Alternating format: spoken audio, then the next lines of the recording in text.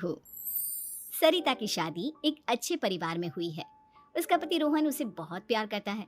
घर में उसकी सास शांति और ननद मीनाक्षी भी है, जो सरिता के किसी काम में दखल अंदाजी नहीं करती।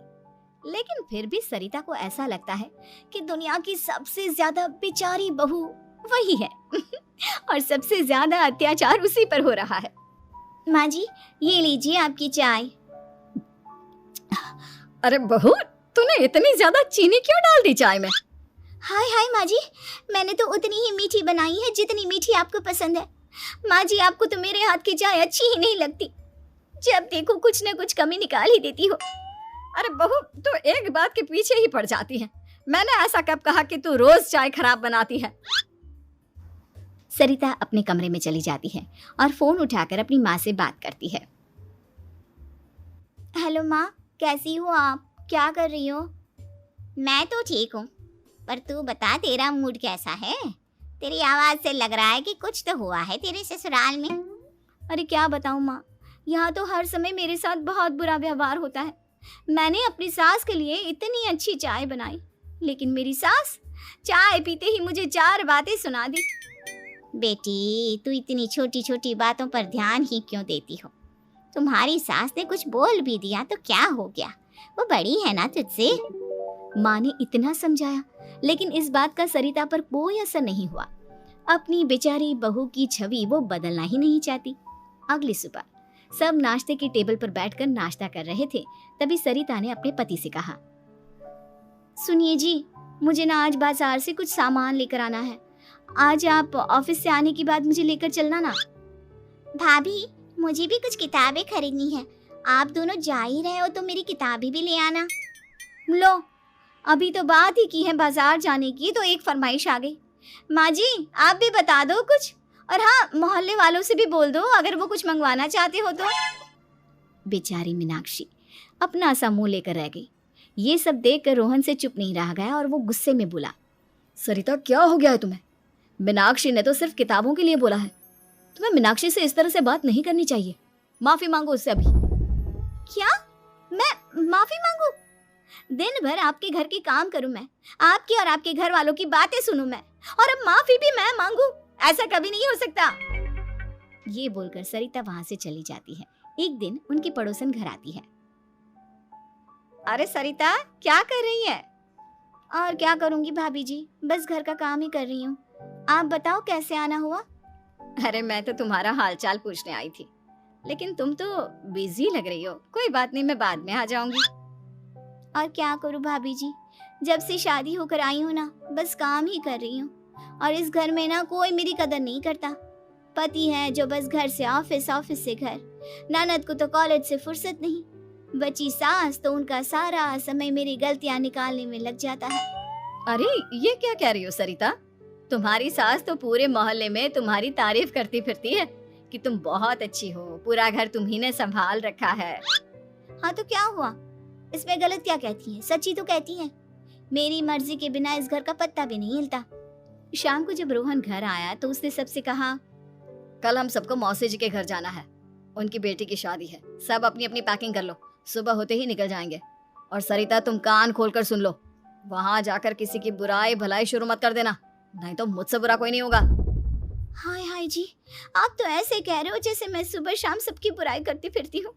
आज तक कोई कह नहीं सकता कि मैंने किसी के पीठ पीछे किसी के बारे में कोई बुरी बात बोली हो तो। अरे बस बहू, बात को और ज्यादा आगे मत बढ़ा। हमें सब पता है तो हमारे साथ क्या व्यवहार करती है। ये बात घर तक रखना, शादी में किसी को कुछ मत बोलना, नहीं तो सब कहेंगे कि शांति की बहू कितना बोलती है। हाँ हाँ, सब कुछ तो मैं ही बोलती हूँ ना। आप लोग तो हर समय फूलों की बारिश करते रहते हो मेरे ऊपर। सारी गलती मेरी है जो मैं इस घर में आई, सबका कितना ध्यान रखती हूँ, लेकिन फिर भी मेरी तो आप लोगों की नजर में कोई कदर ही नहीं है। अगली सुबह सब लोग मौसी जी के घर पर चले जाते हैं। वहाँ पर शादी का माहौल होता है, सब जगह चहल पहल होती है, बहुत सारे मेहमान आए हैं। सरिता को वहाँ बहुत अच्छा लग रहा है। वो अपने मन में सोचती है, यहाँ कितना अच्छा लग रहा है, कितनी रौनक है। मैं यहाँ किसी से ज्यादा बात नहीं करूंगी। अगर मेरे मुंह से कुछ ऐसा वैसा निकल गया तो रोहन जी तो मुझसे गुस्सा हो जाएंगी। सरिता ये सब सोच ही रही थी कि वहां रोहन की कजिन साक्षी आ गई और सरिता से बोली, आप सरिता भाभी हो ना? जितना आपके बारे में सुना था, आप तो उससे भी ज्यादा सुंदर हो। हाँ वो तो है, मेरी सुंदरता की तारीफ सब करते हैं। मेरे मायके में तो सब यही बोलते हैं कि रोहन जी की किस्मत बहुत अच्छी है जिन्हें मैं मिली। लेकिन आप कौन है? मैंने आपको पहचाना नहीं। मैं रोहन भैया की कजिन हूँ। आपकी शादी पर नहीं आ पाई थी ना, इसलिए आप मुझसे मिली नहीं कभी। शांति मौसी और मीनाक्षी आपकी बहुत तारीफ करते हैं। क्या कहा तुमने? मेरी तारीफ? कभी नहीं। मेरे ससुराल वाले कभी मेरी तारीफ कर ही नहीं सकते। मैं इतनी अच्छी हूँ, मेहनती हूँ, लेकिन उन्हें तो मेरी कदर ही नहीं।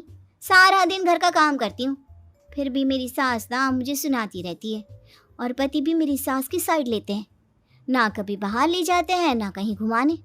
अगर घुमाने के लिए कभी बोल भी देना तो उनकी बहन बीच में आ जाती है। मैं कैसे रह रही हूँ उस घर में, ये मैं ही जानती हूँ। सरिता की ये बातें सुनकर साक्षी को बड़ी हैरानी हुई। अब वो हर किसी के सामने अपनी बढ़ाई और ससुराल वालों की बुराई करने लगी।